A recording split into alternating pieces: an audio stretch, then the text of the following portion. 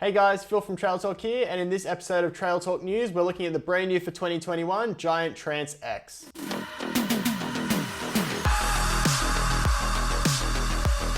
So just before we jump in, all the news that was in Trail Talk Live is now going to be broken down into individual videos, and I'm going to be doing a lot more in-depth, detailed looks at the brand new bikes. So I'm going to be looking into the specs of the bike, the range, the price, the suspension, the geometry, all that good stuff, and then give you my thoughts and if it's a good value bike. And that way you don't have to wait to the end of the year for my buyer's guides to hear my thoughts on the bikes. So anyways, enough of that, let's jump in.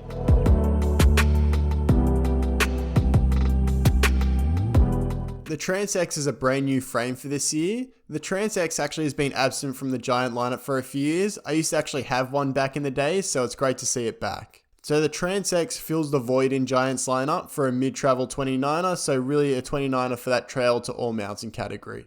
The frame is built around 135mm of Giant's Maestro suspension and 150mm fork up front, so this is a great combo for a do-it-all, more descending focused trail bike. And the frame uses Giant's super light aluminium frame as well as a forged carbon rocker as well on there.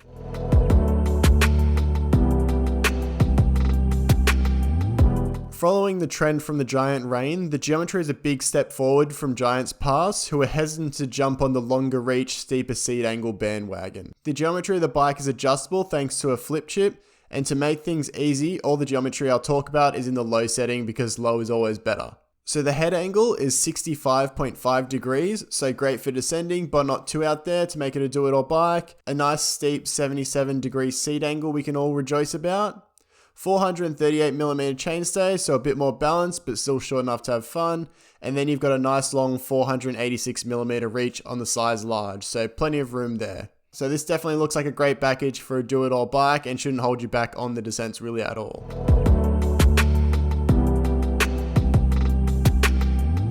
So there are 3 build kits in alloy, so no carbon to note as of yet, but I really think they might go carbon in the future. There's the 3, the 2, and the 1. Here in Australia, the US, and Canada, it only looks like there's the 3 and 2, and I'll cover them all just for argument's sake. So the entry level 3 comes in at 3,799 Australian dollars and 2,300 US dollars. And for the frame that you're getting, the geometry and the spec, I think it's pretty damn good, but not quite industry leading. It comes with a RockShox 35 Gold, which is nice and stiff, but I think something like a Marzocchi Z2 or RockShox Revelation would be a bit better damping, and overall just a better fork. And then you also get a custom tuned Fox Float DPS shock, which is good to see too. In terms of the drivetrain, you're getting SX Eagle, which gives you plenty of range, but I definitely think 12-speed Shimano is a better option at this price. You get a Giant dropper, and then you get the great value Shimano MT420 brakes. So they're 4-piston brakes, and they're a real standout at this price point. In terms of the tyres, you get a Maxxis 2.5 DHF and 2.4 Dissector, so great tread patterns, but it would be nice to see the 3C Maxxterra compound up front. Onto the 2, and this would be my pick if your budget can allow it. So it comes in at 4,499 Australian dollars and 3,000 US dollars. You get the impressive Fox 36 rhythm fork up front, so it really sets out the intentions of what this bike is capable of.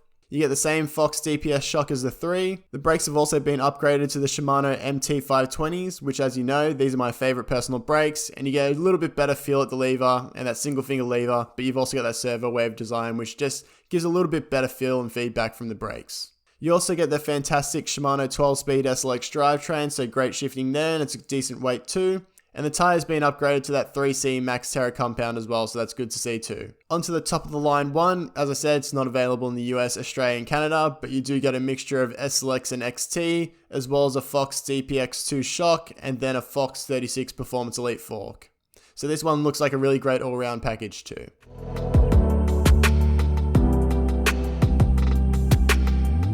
So overall, it's great to see Giant stepping up to the plate. The geometry of the bike, the suspension, the specs that you're getting for the money is pretty damn good.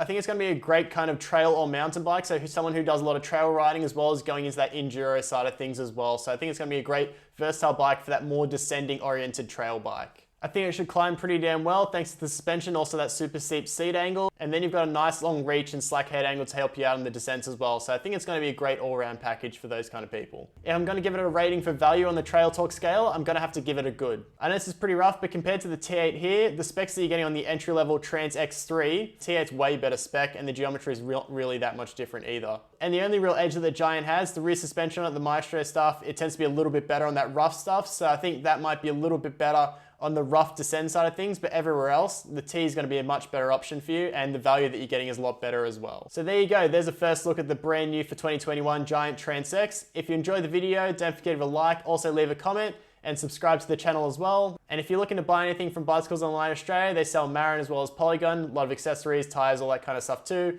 My affiliate link's in the description. It's a great way to support the channel, get a little bit of kickback, and as I said, yeah, great way to support the channel. And as always, guys, thanks for watching. See ya.